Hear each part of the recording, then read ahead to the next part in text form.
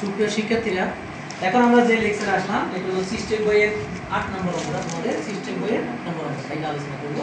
এই অঙ্কটার বৈশিষ্ট্য হলো, দেখো লেকচার 2 এ যে অঙ্কটা ছিল সেখানে লেস দেন চিহ্নটা ইকুয়াল চিহ্নটা ছিল না, লেস দেন বা গ্রেটার দেন ছিল। তাহলে এখানে দুইটা চিহ্ন তোমরা খেয়াল করো, একটা হলো লেস দেন চিহ্ন, একটা হলো সমান চিহ্ন। তার মানে দুইটার জন্য কাজ করতে হবে। প্রথমে সমানের জন্য আমরা কাজ করব, এরপর লেস দেনের জন্য কাজ করব। দেখো এই জন্য আমি প্রথমে লিখছি হয় এত ইকুয়াল টু 0। ইকুয়াল টু 0 লিখলে দেখো মনে মনে যখন এটাকে আমি 0 ধরবো, x এর মান হচ্ছে -1/2, আবার এটাকে যখন 0 ধরবো এটার মান হচ্ছে 1, আর এটাকে যখন 0 ধরবো এটার মান হচ্ছে 3। তাহলে প্রথম অংশটা হলো সমান চিহ্নের জন্য কাজ করব। প্রথম অংশটা কার জন্য? সমান চিহ্নের জন্য। এই পেয়ে গেলাম। এবার দ্বিতীয় অংশটা হলো লেস দেনের জন্য। এইটা হলো আমাদের মূল অঙ্কটা, এটাই আমরা এখন কাজ করব আসলে। তাহলে এটাকে আমি 2 নং সমীকরণ দিলাম। যথারীতি এই তিনটি উৎপাদক 1 2 3 এর তিনটি উৎপাদক বলছে লেস দেন 0 হবে। তাহলে আমি লিখছি 2 নং অসমানতাটি সত্য হবে যদি এবং কেবল যদি 2x + 1 x - 1 x - 3 রাশি তিনটি ঋণাত্মক হবে। রাশি তিনটে যদি মাইনাস হয়, মাইনাস মাইনাস মাইনাস, তিনটা মাইনাসে গুণ দিলে মাইনাস হবে। মাইনাস মানে 0 হচ্ছে ছোট। অথবা আরো হতে পারে, অথবা একটা মাইনাস হলো বাকি দুটো প্লাস হবে। এজন্য একটি রাশি ধনাত্মক অপর দুটি রাশি একটি রাশি ঋণাত্মক অপর দুটি রাশি ধনাত্মক হবে। একটা যখন মাইনাস হবে তখন এটা 0 হচ্ছে ছোট হবে। তিনটা মাইনাস হলে 0, অর্থাৎ মাইনাসটা যদি বেজোড় হয়, বেজোড় মানে কি মাইনাস একটা হতে পারে, 3 হতে পারে, 5 হতে পারে, 7 হতে পারে। মাইনাসটা বেজোড় হলে সেটা সব সময় 0 হচ্ছে ছোট হবে। যেহেতু আমার এখানে তিনটা উৎপাদক, তাহলে মাইনাস একটা হবে অথবা তিনটা হবে, এটাই হলো তার ব্যাখ্যা। ঠিক আছে, তোমরা একটু পড়লে বুঝবা। এখন আমরা যথারীতি দেখো প্রথমে মানটা নিলাম হাফ, এখানে মাইনাস হাফ নিলাম, পরের মানটা নিলাম 1, পরের মানটা নিলাম 3। এই যে মানগুলো বসানোর পরে দেখো আমাদের প্রথম অংশটা হয়ে গেল মাইনাস হাফের চেয়ে ছোট। প্রথম অংশটা কি হয়ে গেল? মাইনাস হাফের চেয়ে ছোট। পরের অংশটা হলো মাইনাস হাফ থেকে 1, মাইনাস হাফ থেকে 1, দেখো এখানে লিখছি মাইনাস হাফ থেকে 1। পরের অংশ হলো 1 থেকে 3, এই যে লিখলাম 1 থেকে 3। পরের অংশ হলো 3 এর চেয়ে বড়, লিখলাম 3 এর চেয়ে বড়।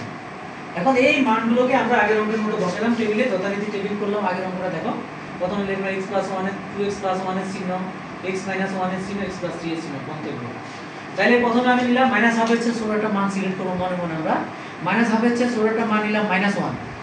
তো -1 মানটা এখানে যদি বসাই, দেখো x এর মান -1, তাহলে -2 + 1 -1 নেগেটিভ হয়ে গেল। আবার দেখো -1 মিলে -2 মানে নেগেটিভ হয়ে গেল। আবার -1 -3 -4 নেগেটিভ হয়ে গেল। ঠিক আছে, তাহলে মাইনাস আছে প্লাস, প্লাস মাইনাসে মাইনাস, মাইনাস মানে 0 হচ্ছে ছোট, মানে ঠিক আমাদের কাজ হলো 0 হচ্ছে ছোট নিতে হবে। তার ঠিক মানে ওকে, ঠিক আছে, এটাই হবে। এরপরে দেখো আছে মাইনাস হাফ থেকে 1 এর মাঝে, মাইনাস হাফ থেকে 1 এর মাঝে একটা সংখ্যা ধরলাম আমি 0। আমার ইচ্ছা যে কোনো সংখ্যা আমি ধরতে পারি, আমরা যেটা ইজি সেটা ধরবো কাজের সুবিধার জন্য। তাহলে এই মাঝে 1 আমি যদি 0 ধরি, দেখো তাহলে 0টা যদি আমি এখানে বসাই, 2 * 0 + 1 মানে 1 প্লাস, আবার এখানে 0 বসালে দেখো মাইনাস, এখানে 0 বসালে যাচ্ছে মাইনাস, দেখো বসালাম। তাহলে দেখো প্লাস আর মাইনাসে মাইনাস, মাইনাস আছে প্লাস, প্লাস মানে 0 হচ্ছে বড়, কিন্তু আমার লাগবে 0 হচ্ছে ছোট। এজন্য এই মানটা গ্রহণযোগ্য নয়, আমি ক্রস দিয়ে দিছি, মানে গ্রহণযোগ্য নয়। তুমি বাংলায় লিখতে পারো গ্রহণযোগ্য নয়। ওকে, তারপরে সীমাটা দেখো 1 থেকে 3, 1 থেকে 3 পরের সীমাটা 1 থেকে 3। 1 থেকে 3 এর মাঝে আমি একটা মান দেবো 2, আমার ইচ্ছা যে মানে ধরি 2 হলাম। 2 ধরলে দেখো 2 2 4 1 5 প্লাস, 2 ধরলে 2 থেকে গেলে 1 প্লাস, 2 ধরলে 2 থেকে 3 গেলে মাইনাস 1 মাইনাস। তাহলে দেখো মাইনাস মাইনাসে প্লাস, প্লাসে মাইনাসে মাইনাস। ওকে, কারণ আমার এখানে লেস দেন 0, কারণ মাইনাস মানটা গ্রহণযোগ্য, এজন্য এটা ঠিক দিলাম। দেখো এরপর যখন এরপর অংশটা 3 এর চেয়ে বড়, দেখো এই যে 3 এর চেয়ে বড়, তাহলে 3 এর চেয়ে বড় অংশ বসাইলে দেখো এটাও প্লাস হয়ে যাচ্ছে। 4 3 এর চেয়ে বড় মান 4 বা 5, আমি 4 ই বসাই বা 5 বসাই। 5 বসাইলে দেখো এটা প্লাস, x এর মান 5 বসাইলে এটা প্লাস, x এর মান 5 বসাইলে এটা প্লাস, তিনটাই প্লাস হয়ে গেছে। তিনটাই প্লাস মানে পজিটিভ, পজিটিভ মানে 0 হচ্ছে বড়। আসলে আমার লাগবে 0 হচ্ছে ছোট, এজন্য এটা গ্রহণযোগ্য নয়। এবার আমরা টিকের দিকে তাকাই, একমাত্র এই ঘরটা আমার হবে এবং এই ঘরটা হবে। তার মানে কি এই 2 নং অসমতারই সত্য হবে যদি x এর মান কি হবে মাইনাস হাফের চেয়ে ছোট হবে, অথবা 1 থেকে 3 এর মধ্যে হবে। এই কথাটা আমি লিখছি, দেখো 2 নং সত্য হবে বা 2 নং অসমতারই সত্য হবে যদি এবং কেবল যদি x এর মান এই যে মানটা মাইনাস হাফ অথবা এটা হবে, লিখলাম। তাহলে এটা হলো 2 এর জন্য। এখন আমার তো মূল সমীকরণ 1, তাহলে এটার সাথে যেহেতু এই দুটো মান আসল করে, তাহলে এটা যা সমান চিহ্ন দিয়ে দিলাম। দেখো এটার সাথে সমান হবে, এটার সঙ্গে সমান হবে 1 নম্বর, 1 নম্বরের জন্য সত্য। মানে এটা আমি 2 নং এর জন্য করছি, যদি আমার 1 নং বাকি আছে, এখানে একটা মান বাকি আছে, এটা সব জাস্ট এটার জন্য সমান চিহ্ন দিয়ে দিলাম। তার মানে 1 নং অসমতাটি সত্য হবে যদি x এর মান মাইনাস হাফের চেয়ে সমান বা ছোট হয় অথবা 1 থেকে 3 এর মাঝে হয়। এখন নির্ণয় সমাধান লিখলাম, সমাধান সেট লিখলাম। এটা খুবই ইজি জিনিস, সবার জন্য একই রকম। যার সংখ্যাটা এখন আমরা দেখালাম, এখানে সংখ্যা রেখা। তাহলে প্রথম সংখ্যাটা হলো মাইনাস হাফের চেয়ে ছোট, এখানে বৃত্তটা ভরাট হয়ে যাবে যেহেতু সমান চিহ্ন আছে।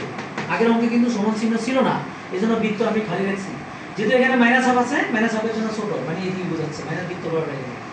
পরের হলো কত, 1 থেকে 3, 1 থেকে 3 এই যে বোঝায় 1 থেকে 3 বৃত্তটা বড় হয়ে গেল, যেহেতু সমান চিহ্ন আছে। এই হলো তার সমাধান।